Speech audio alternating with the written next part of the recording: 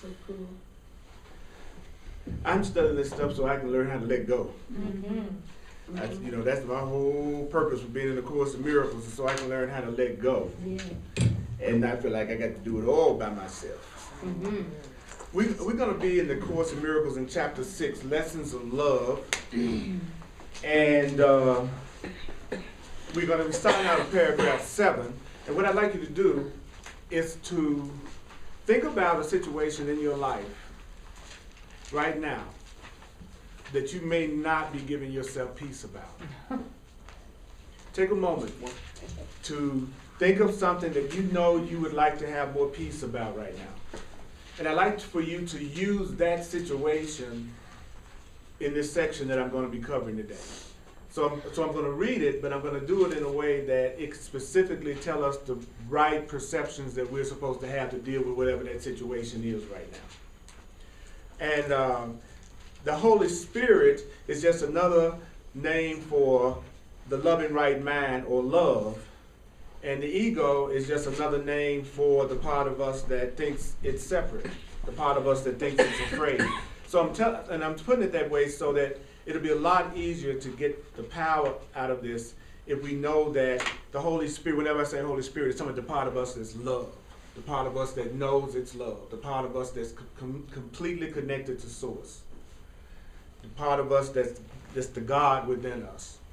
And when it's talking about ego, it's just simply talking about that part of us that thinks it's separate, has fear, anger, thinks it's temporary. The us that has the Social Security number. Mm-hmm. Okay, that's usually the ego. Okay, so we left off last week by learning that the Holy Spirit, which is our higher self, the Course in Miracles has 3 basic lessons that it's teaching us, that we learn it all the time. And so we've gotten through most of the first 2. The first one was to have, give all to all. Mm-hmm. And the first rule is to have, give all to all. But the Course in Miracles says that means to have full appreciation, give full appreciation to all. So the all that it's talking about giving is full appreciation, full gratitude. The all is not talking about giving our clothes away, or our car, or our house, or our partner, or whatever it is we're afraid to give away. Because we know, something that we know we give it away, we'll finally have it. So the second lesson the Course in Miracles says that we're learning is the lesson of to have peace, teach peace, to learn it.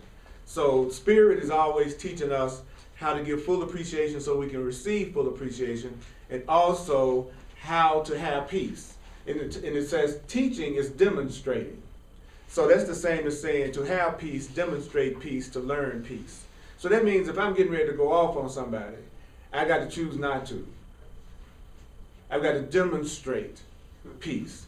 If I want peace, I've got to demonstrate peace. So sometimes that puts you in the position of, it's really uncomfortable for the ego sometimes, of not returning attack with attack. At some point on your spiritual path, you got to stop reacting to the world the same way the world reacts to you so that you can change your world.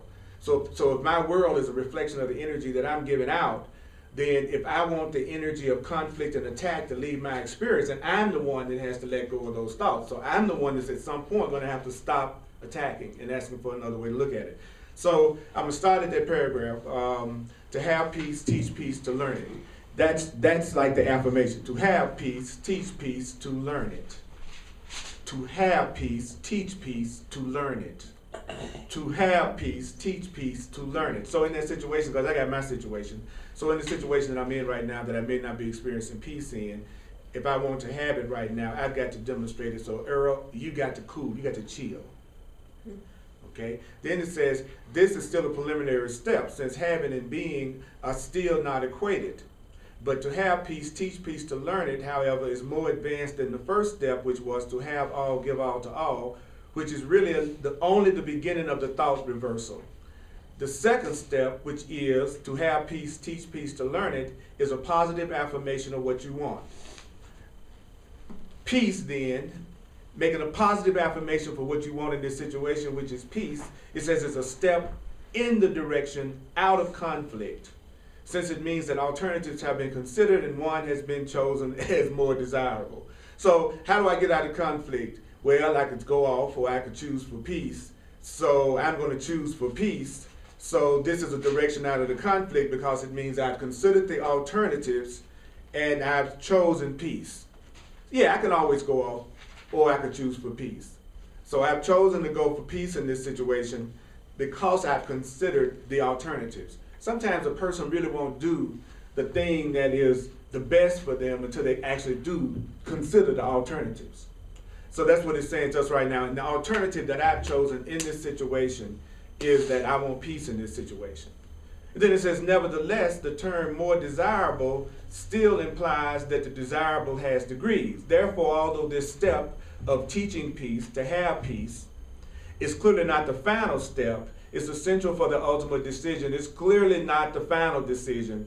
Lack of order of difficulty in miracles has not yet been accepted because nothing is difficult that is wholly desired. That's a powerful sentence. Nothing is difficult that you totally desire. Wow. Nothing is difficult that you totally desire. So that would mean whatever is seeming quite difficult for me right now, my perception, is because I don't totally desire it. So it's as hard as my not desiring it. It's going to be as hard as my not desiring it. Nothing is difficult that is wholly desired. To desire wholly is to create. And creating cannot be difficult if that's how God created you as a creator. It's not difficult to create. We were just told it's not difficult to create because if you wholly desire something, it's going to be created. So why is it that I don't have a lot of stuff that I think I want? According to this, which we don't have to believe and don't have to agree with, it's because I don't totally desire it yet. I'm trying to convince myself that I want it, but the truth is I don't totally desire it yet. What y'all think about that? It's a true statement. Isn't desire and attachment the same thing? No, I don't think they are. I don't think desire is the same thing as attachment. I believe you can desire something without being attached to the outcome. You can as a matter of fact, that is how you create. The first thing you do is you make up your mind that you're going to have peace about the outcome no matter what it is. And then you totally desire it. But you're not attached to it. No, if you're attached to it, you can tell when you're attached to it because when you're attached to it, it's going to be a lot of fear around it. If you're attached to it, it's going to be a lot of pain, fear of loss and pain around it. So attachment is always going to make you feel some form of fear. But you can desire things you're not afraid of. So desire and attachment are not the same thing. Attachment is fear? Attachment is fear. Yeah, attachment is fear because it's you convincing yourself that without that thing you would not be whole. You would not be okay. So anything that you tell yourself that without that you wouldn't be okay is according to the courts. The courts calls it an idol. It's something you put before your peace. And so anything you put before your peace is an idol. And anything you put before your peace can hurt you. I mean, what I love about the Course, and there's a bunch of ways to get the truth, but what I love about the Course is that it doesn't take any prisoners. It's like it really, really makes it so clear that you have to just go, well, I don't believe that, I'm not into that, I don't want to do that. But you can't tell yourself that you haven't heard what it's saying. Because what happens is that you can't deceive yourself when you hear the truth. Like, for instance, if it says nothing is difficult that's totally desired, well then, I know what's the problem with anything I'm saying is difficult. I don't totally desire it. So instead of trying to argue about that, all I really should be doing is asking myself, what do I really want?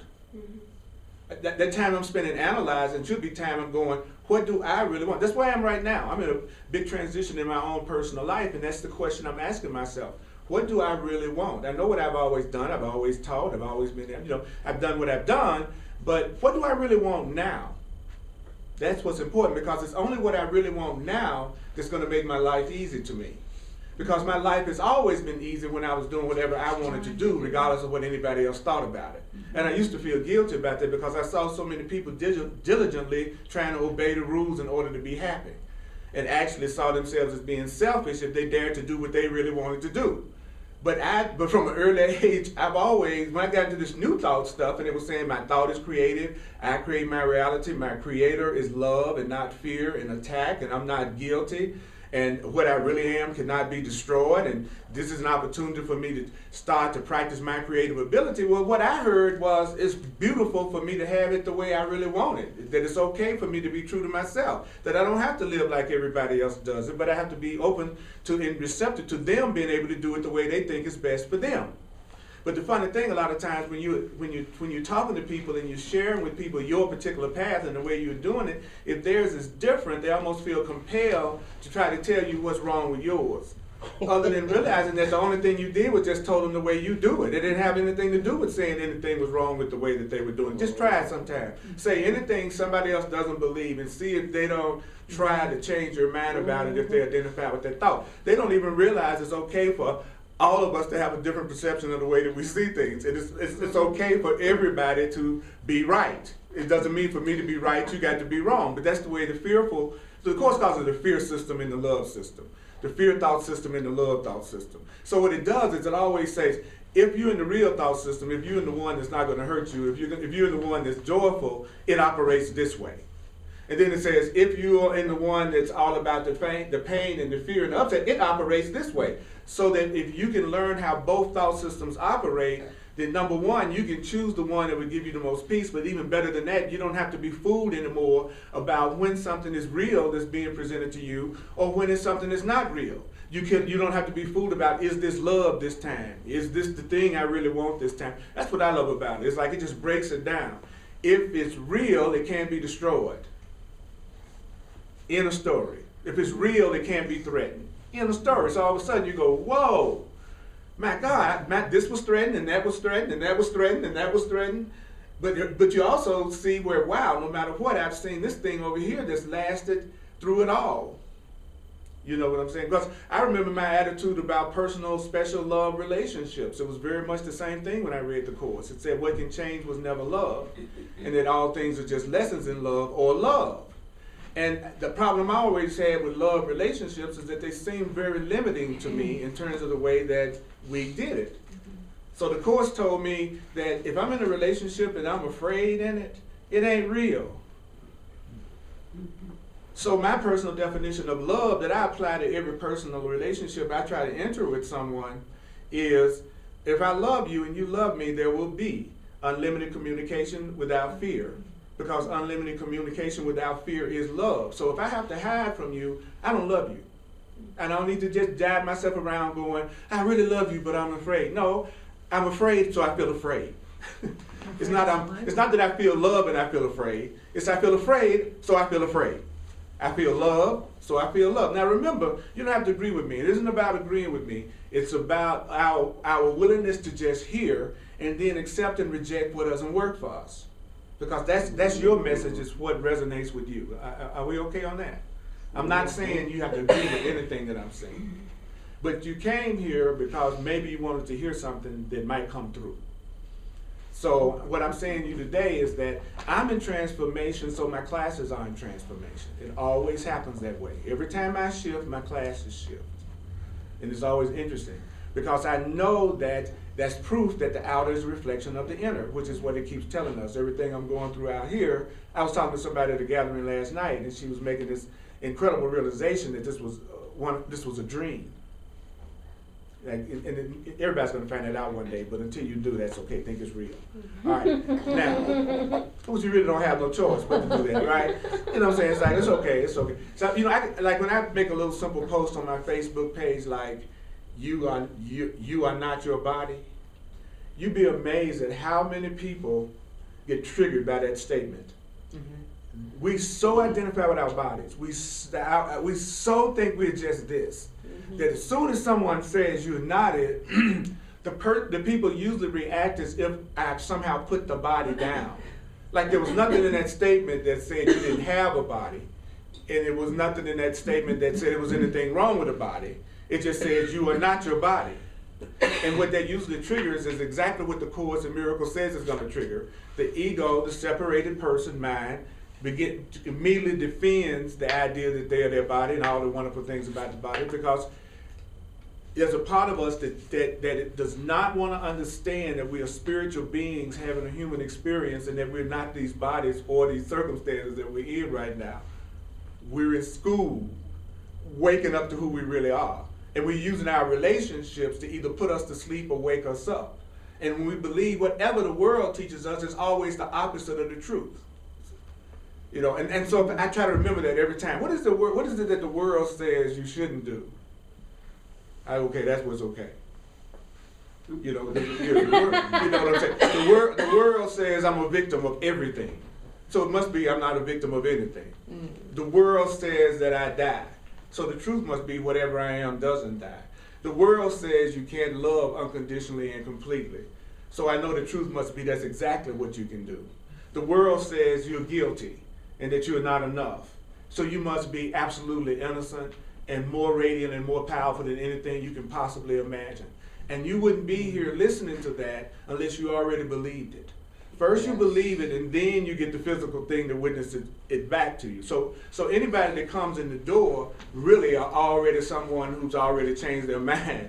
And what they're doing now is getting a witness to their innocence and to their power. Wow. Yeah. So what I want to do, and what I want to invite you to do, is to think of, as much as you can, going toward that which you totally desire. What really turns you on. What would the day look like if it was your day the way you wanted your day to be? What would it look like? What would you be doing? That's what's going to actually be the easiest thing to accomplish in your mind, because you'll be motivated. Problem is, if you don't feel like you deserve to be happy, then you won't do it. And that's why being around people who remind you of your value is the most important thing you can do besides telling yourself. Took me a while to get that. All the answers that I was asking for were already available to me, but I just wanted to reinvent the wheel. So I thought I had to figure them out on my own, as if I'm the first one that ever pondered any of these issues. Wow, that's deep, ain't it? Yeah, that's what the Course says. It says, if you want to have peace, there are certain things you do in your mind in order to have peace. There's no choice about that. You're going to have to do it if you want to have peace. So if you want to have peace, you're going to have to stop attacking yourself. If you want to have peace, you're going to have to stop attacking others. Period. End of story. Like he says, that's it. That's a condition of peace. You're going to have to see yourself as innocent. Stop that guilt stuff. Stop that you're not enough stuff. I'm bad. You're not bad. You got your own individual path. Trust it. Yeah. Even if nobody else around you validates it. You know it's your path because you want to do it. It turns you on. So, to have peace, teach peace, to learn it. Okay, so before I go to any further in this paragraph, anybody else got a question? Anything any comments they want to make?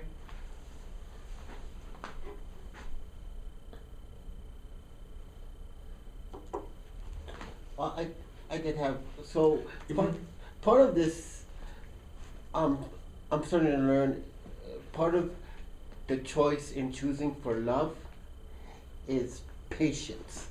Is to have patience with myself, because sometimes I get frustrated because I'm like, oh, I'm not getting this, but I've only been doing this for 2.5 years, so I need to have more patience, right? I need to accept that, like you said before that, I'm not going to play the clarinet perfectly the first time. I'm going to miss some notes. Exactly. And it's okay. Exactly. Yeah, exactly. It's, well, patience. Okay, here's two things from the Course on patience. Number one, patience is nothing but an abundant willingness. Whatever people call patience is nothing but you got an abundant willingness to do that. Oh, that's so good. So it's not really patience, you just really want to do it. Yeah.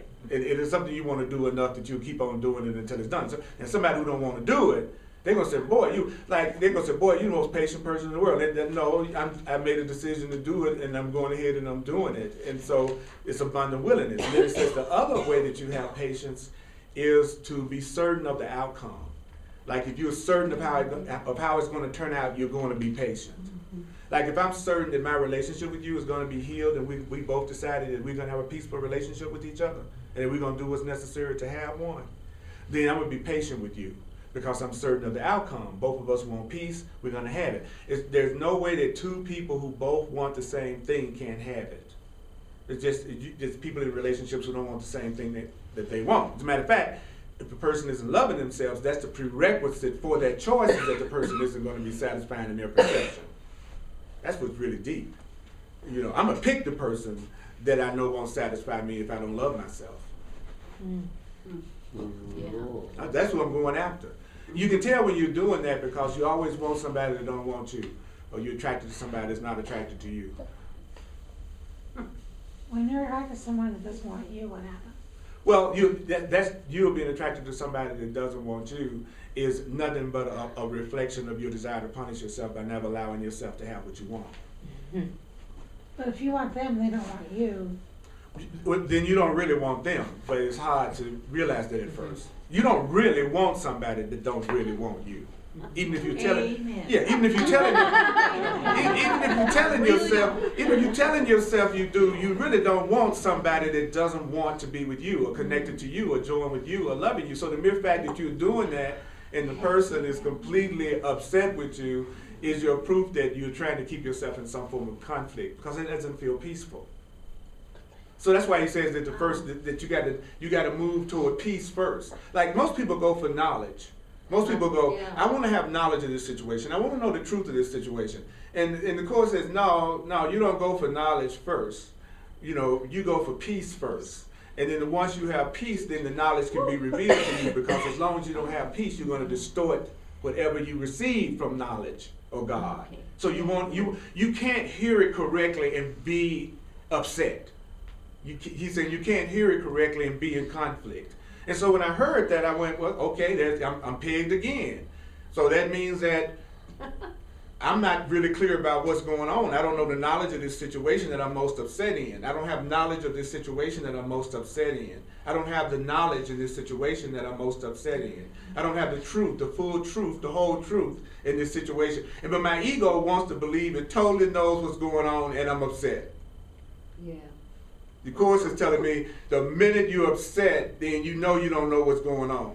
So if you're smart, you're going to try to get some peace so you can find out what's really happening. Dear. I'm attracted to people that challenge me, but that doesn't necessarily mean they like me. I don't understand your point. I think I'm trying to think. I'm attracted to bad men, not bad men, but bad guy. Mm-hmm. And I think they challenge me. I mean, most people think, oh, this guy that worships you and takes your preaching advice is what I want, but I don't want that. I want someone that challenges me. That makes me. Well, if you want somebody that challenges you, then you should be happy every time you all are being challenged with each other. I hear people say that all the time, but then they're complaining. You know, it's like if you want somebody that challenges you, then you're asking for somebody that's going to be opposing you a whole lot, or somehow or another trying to make you do something that you think you don't want to do. And then when that kind of person show up, then you don't like them, and you'll be wondering, well, why am I attracted to this person? But you don't realize that that's a reflection of your power. You ask for someone to challenge you. Yeah. So I would suggest that you know that if you want someone to challenge you, then when that happens, that you be grateful instead of getting upset, because that's what you asked for. You know, it's like, yeah. I want to grow. I want to expand me personally, but I don't necessarily need to be challenged. Yeah. I don't think they necessarily equal the same thing. But I can remember saying stuff like that to myself. Like I hear people say, "No pain, no gain," stuff like that. And they don't realize, well, okay, then what you mad about? You're struggling every day. You say no pain, no gain. Then you ought to be the happiest person in the world. You know, I don't get it. You know, well, I hear people say, you can't grow unless you have something really hard that you're trying to, go against. I'm like, do you have a hard life? Yeah. Well, this is your opportunity. You said you wanted to grow. You should be the happiest person in town. I didn't need to be put in a box that was too small for me to learn how to grow by resisting the box. Yeah. You know what I'm saying? I grew because there wasn't anything contained in me. Outside the box. Yeah. Growth comes from expansion. The only time, I love it. It works something like this in my perception of the course. It's like we create really challenging situations for ourselves that we don't necessarily have to go through in order to grow. But once you enter one of those situations, you're supposed to say something like, this is a lesson that God would have me learn. Yeah. Or you should say stuff like, this is for my own best interest. Or you should say stuff like, this is really helping me. But don't tell yourself 1 second that you have to go through that pain in order for you to get that lesson. But if you do decide to go through the pain because you don't pay attention to the truth, then when you're in it, you say all that stuff about, this is for my growth, and this is for my own best interest, and this is really, that's what you say after you have screwed up. Okay? And by screwed up, I mean not listen to yourself. That's all I mean. Yeah, that's the only screw up it is. It's not listening to myself. Wow. I have to remember that when I'm listening to authors and important speakers and writers. The only thing that's different between you and anybody else that seems like they're big is how much they're being amplified through the TV or the movies or whatever. They're just another person with an opinion just like you. So you don't have to put what Wayne Dyer says over what you feel, even though you would listen to Wayne Dyer. You wouldn't put anything I say above what you feel is right for you, because we're equals. We're total equals. And so I have to watch it sometimes when I hear people quoting to me about what somebody else says about how I should be living my life when I've already come to the conclusions that work for me. It's a big different thing if I'm searching. But if I've come to, like sometimes you'll tell people, I've come to the realization that I need to do blah, blah, blah, blah, blah. And they'll act like you're asking for their advice. And they'll start giving you advice. And they don't realize you just said, I know exactly what I want to do in this situation. And you was just sharing it with them. You know? Yeah. It's like one day you really realize, begin to get it. You are free, but you just have some thoughts that need to be released, transformed, and transmuted, and you're innocent. And who you are on the other side of those thoughts have never been affected by anything you've gone through. So I had to start this path not from the perspective of I'm trying to love myself now. My perspective is that I'm already loved. I just need to let go of any blocks to my awareness of it. I'm not trying to hunt for love. I have to really remember that in relationship. You know, that hunt for love thing. You know, it's like you shouldn't have to hunt for nothing. It's looking for you. It'll find you. Absolutely. You know, you're available for real, it'll find you. You know, that turns me on to know. That turns me on to know. All right, I'm going to go a little bit further. Because that's what I'm really working on right now. I'm really working on this relationship thing. Because I just don't agree with the way I see it being done. I just think it's horrible. But that's me. That's my judgment. What's the way that... The way that's horrible to me is how people think love is about limiting someone, controlling them. It's a bargain. You can't love anybody else.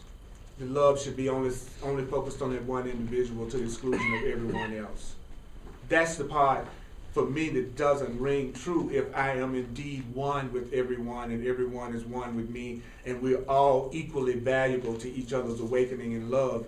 Then it's crazy to me to think that just because I love you, I can't, which means I appreciate you. The Course defines love as full appreciation. Okay, so when I say, so I tell people, when I say I love you, because people get afraid when you say that. So I say, when I say I love you, I'm really saying I appreciate you. And that makes you watch people go, because in the past, many times when people have said I love you, that's when the most scripts and demands and judgments and expectations and everything else came down. So you can't blame people for becoming afraid when you say you love them. You know, but when you really get clear that that means I fully appreciate you, then no one would be afraid of other people being fully appreciated.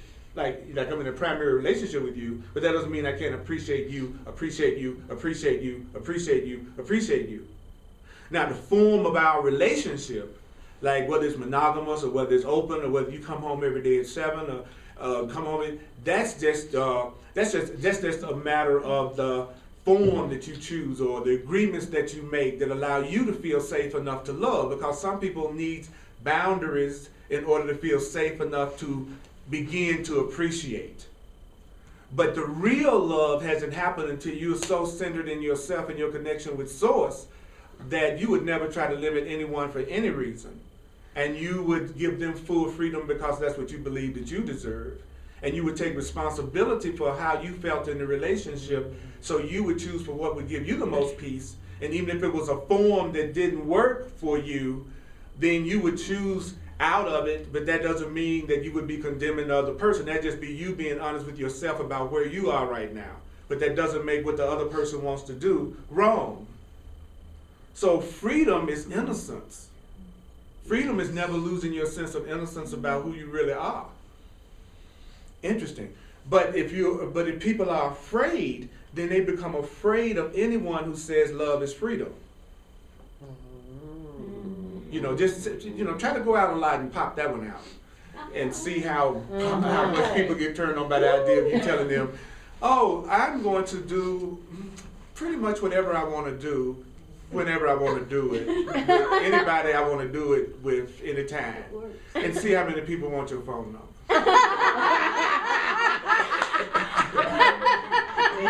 Why you think I be at the parties by myself? That ain't no accident.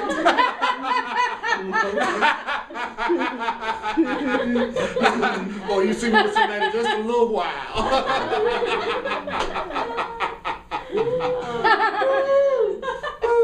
But I've been sticking with my guns, right? So I'm drawing more and more people into my life that have a similar point of view. Because I can't draw them into my life until I'm really that way myself. And so the scary part is when you're in that in-between stage where you're changing, but you haven't all the way gotten into that new level, but you haven't left the old one. And so it's all in flux, and sometimes it looks like you all by yourself. Yes. And the only thing I'm saying to somebody in a relationship is, I honor your freedom, and I want to support you in being who you really are and feeling innocent about whatever you do. Now, you think that would be the thing that people would love to hear. It ain't. Because it means that they don't, those who need that control, they don't believe that they can have control over you. So even though they would benefit from that kind of freedom, and not only that, they would know they're in a relationship with a person that the relationship would never have to end. You know, it's like people say they want to be in long-lasting relationships. Well, it's easy to have a long-lasting relationship if you're in a relationship with somebody who will not withdraw their love from you no matter what your body does. Yeah. When you know your relationship can withstand anything the person does with their body, well, then there's nothing going to break you up unless you just decide you want to do something different, and that's okay. See, that's what I want. I want unconditional love. So I'm having to learn to like say, show full appreciation. So if I'm connected to anybody, I'm trying every minute, every way that I can, sincerely, to tell them how much I appreciate them and every single thing they do. That's rule number one if I'm in a personal relationship with someone. Then he says, to have peace, teach peace, to learn it. Okay, I'm in a relationship. I'm getting ready to get upset about something. I need to breathe, because if I want to have some peace, I got to demonstrate in this relationship. So if I'm the joker that's going off, then I'm not demonstrating what I want to have.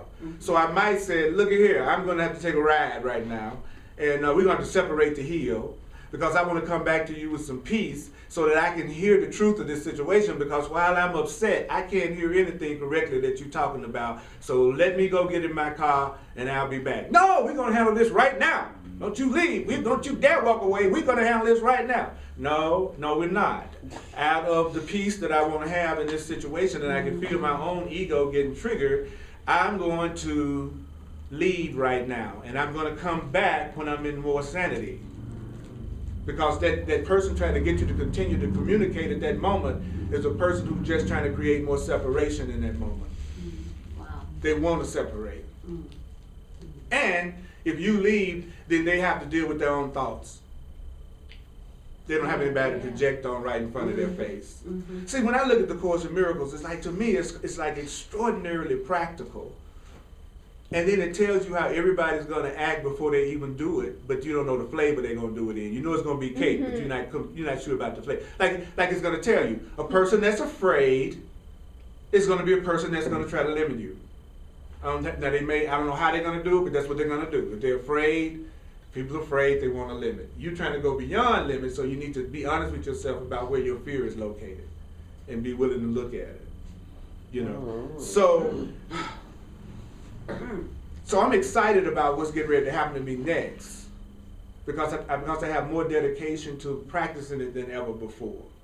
But I have to be ready for whoever comes in my life and whoever leaves. That's the other part of this talk about transition and transformation. Some people hang in there with you because where you're going is where they're going. Some people need you to be the person that you used to be for them because they were serving some kind of a need they had. So they'll replace you with somebody else who meets that need. And then the hardest part, there's going to be some people you're just going to have to consciously choose to be out of a personal relationship with. Where you have to just go, I love you, this is cool, but it's just not working for me. Those are the three things that happen in a transition when you're really changing. Now, how do you handle that last situation when it's a family member like your mom that you're always going to be in a relationship with, that she will always love me regardless of what I do, but she's always going to have an idea I know of what people I should do? I know people who haven't spoke to their mother in 10 years. They're happy about it. It's no law that says you and your mother should always be in communication to the day you die.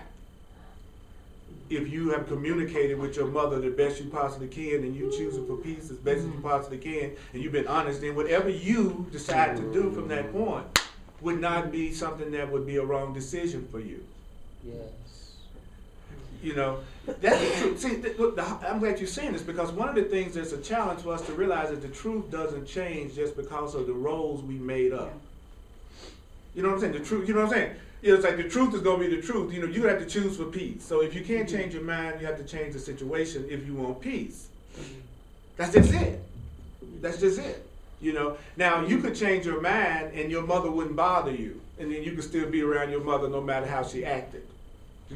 You see what I'm saying? It's like when you really wake up, she could be tripping her heart out. And you still be like totally peaceful, looking at her with eyes of love, remembering who she really is. Because you healed your mind. And then what's going to happen is going to trip you out is that it's going to look like your mother miraculously changes. All of a sudden she's going to, for some reason she's just not going to be the person that's as big as challenge as she used to be. It's the weirdest thing about you changing your mind. It looks like the people around you start to change. Like I haven't had any ridicule from my family at any level about my spiritual path in 20, 30 years. They don't, when I was doubting it because I was new to it, then they were always reflecting it back to me. That's what people don't realize too. When you decide to think something totally different, then your old thoughts, you're going to still be meeting some of your old thoughts in the form of the people around you, because you have your doubts, so they're reflecting your doubts back to you, so they're questioning your new beliefs and telling you how crazy it is, because there's a part of you to think you're crazy for doing it. But then as you become more and more secure, because you're practicing this more and more, you find the opposition from the outer world drops away. I can't even remember the last time I got in a conversation with somebody who was challenging me about my personal beliefs. And I'm public. You know, I put 700 videos on my website. I haven't gotten 3 comments that were critical out of all the hundreds of comments that people make from all over the world. Not because I don't expect somebody to do that, but I notice I'm okay no matter what anybody says. And since I'm okay regardless of what they say, there's no need for them to say anything. Because I've already learned that lesson. If I hadn't learned that lesson, then they'd be showing up so I could learn how to not be bothered by folk. So that's what your mama doing. She's like trying to give you the lesson of how not to be bothered by your mama or anybody else, because you know your peace comes from within. And she's going to prod you until you make that choice. You know? Yeah, that's cool. Anybody else? I'm going to do this last paragraph, of this particular section anyway. Just when you said that about being okay with not having a relationship with someone, it just, I felt such release and such freedom. Yeah. Because there's a person in my life that, you know, I love him, but it just, you know, for me to be around him, it's just negativity and drama, and that's what I want to try to get away from, you know. And like I felt guilty, but now it's like it's okay, you know. Well, what's more? What would a person be more tempted to feel guilty about? Being around somebody in their presence, resenting where they're coming from, or not to be around them with that energy at all. See, if you're around them and you don't really want to be around them, you're not sharing love. You're sharing fear and guilt and resentment. So being around them just so you can be around them when you wish you weren't, that's not loving. It would be more loving. It's more loving if a person who doesn't like me doesn't come around me. It's more loving if a person that doesn't like my class doesn't come, rather than for them to come and expect me to change the way I teach so that they will still not come because they're just looking for a reason not to come anyway. So it wouldn't matter what you did, they still wouldn't come.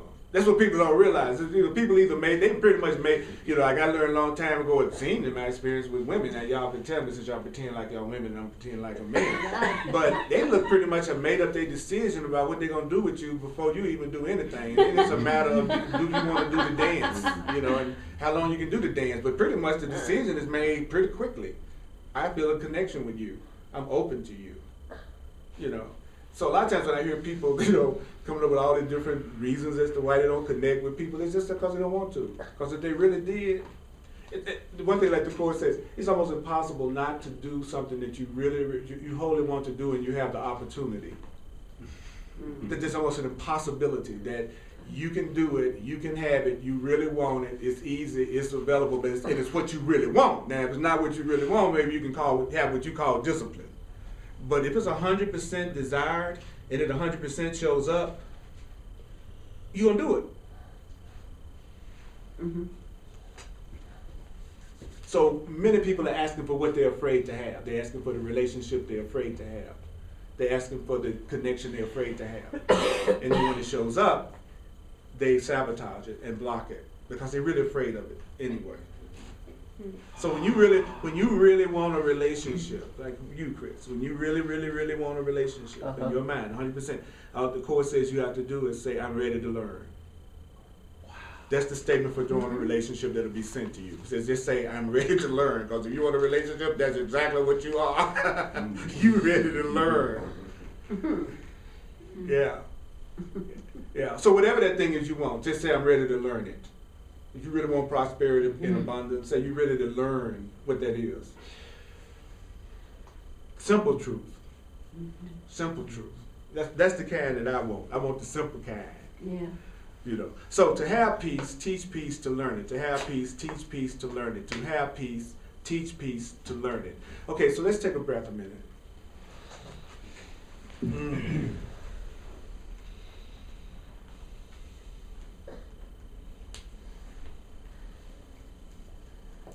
Now, just hear this for a second.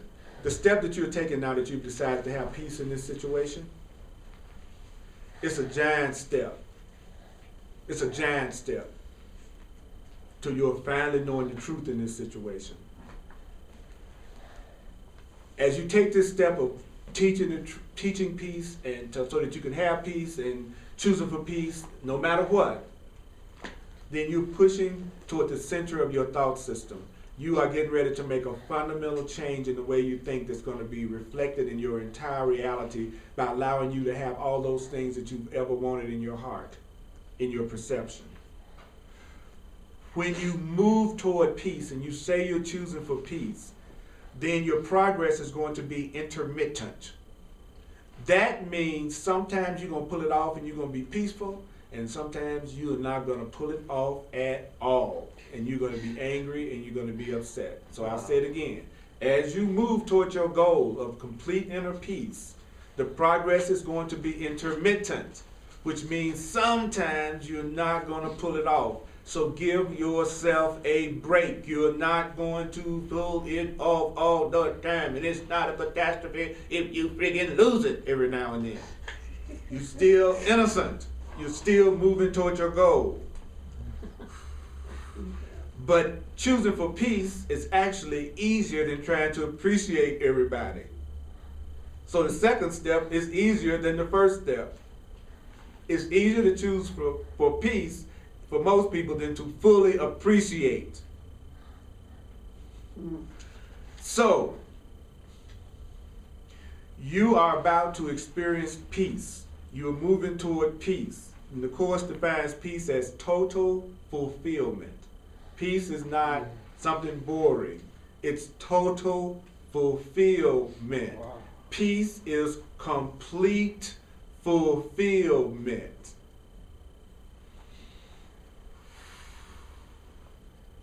I want you to have complete fulfillment.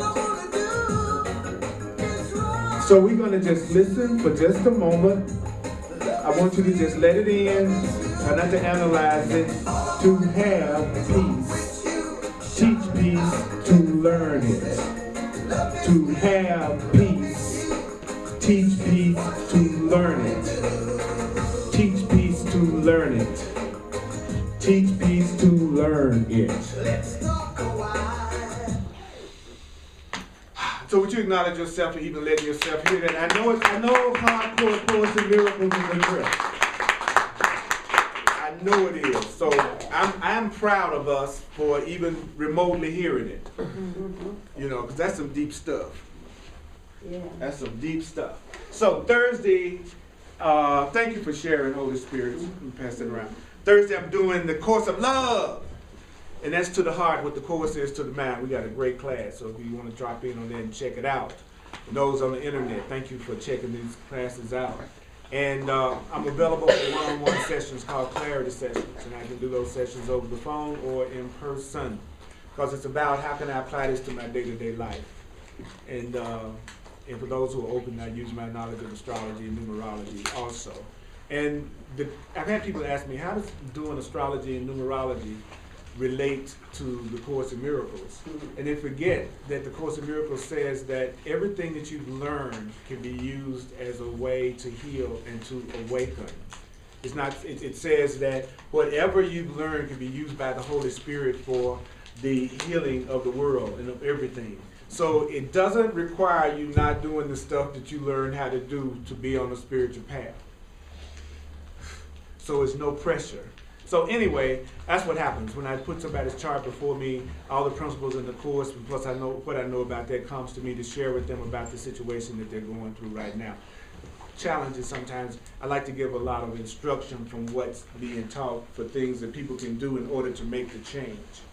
And so sometimes that's where the resistance comes in, is the actual application. I've noticed. Sometimes. Yeah, sometimes that's where the challenge comes in, is in the actual application of what you're getting ready to do. So, this is a very powerful, powerful, incredible time, and we're in it, and we're blessed. And so what I'm going to do is I'm going to take a couple of minutes. Thank you, baby. Appreciate you. We're going to take a couple of minutes for you to think of nothing. And just close your eyes. Just close your eyes for a minute. It's okay. You don't have to think of anything. You don't have to do anything. I just want to say one thing over and over for a minute, and I'd like you to give this some really good thought.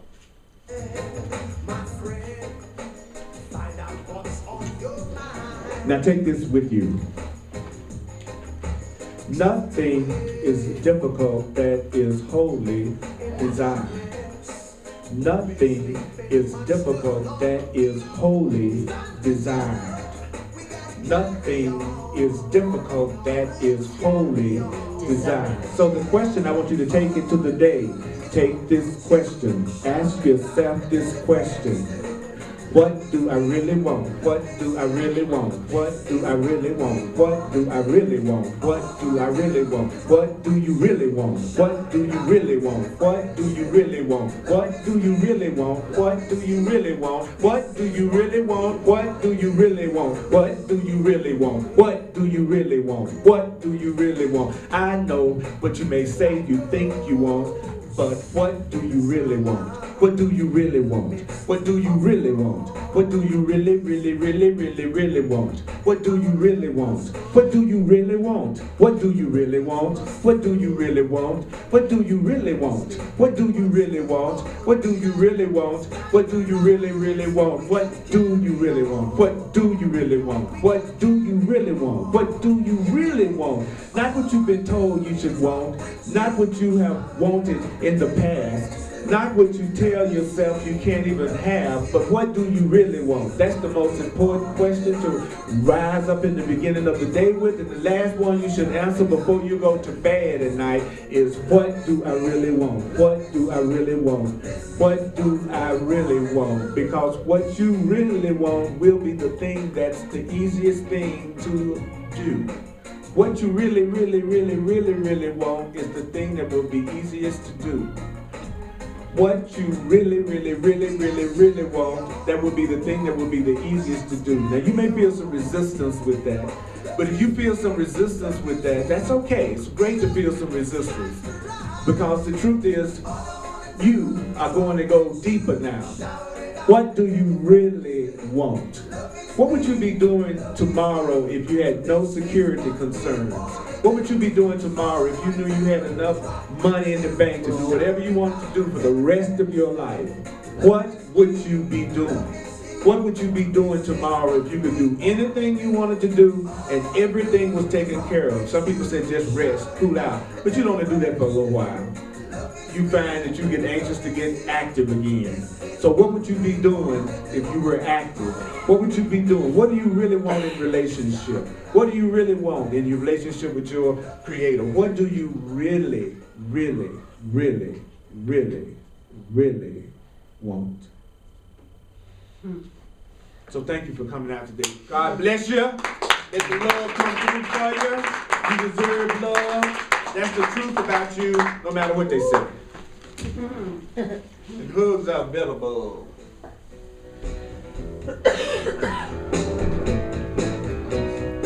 I need not believe the ideas.